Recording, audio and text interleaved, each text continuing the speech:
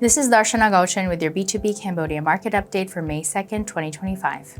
The Cambodia Securities Exchange Index was down 0.79 points or 0.19% to 410.6. Total trade volume, however, was up to 201,184 shares changing hands at a total value of 1.2 billion real or over $302,000. On the main board, 2 stocks were up while 6 were down.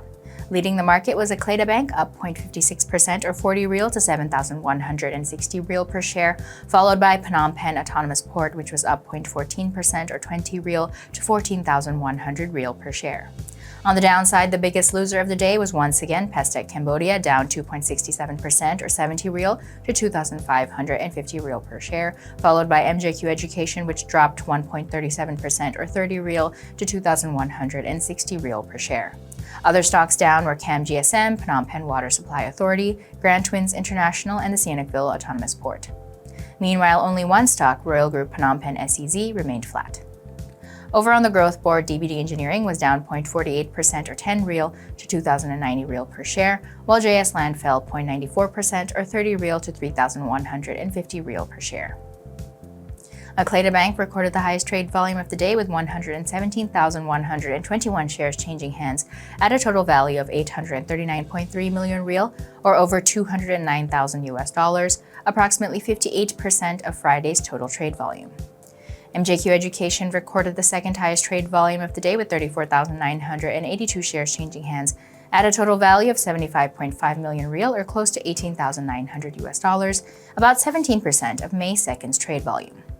Moving on to the exchange rate, the Khmer Real to USD strengthened slightly to 4,002 real per US dollar, while the US dollar index was slightly up from our last report to 99.71.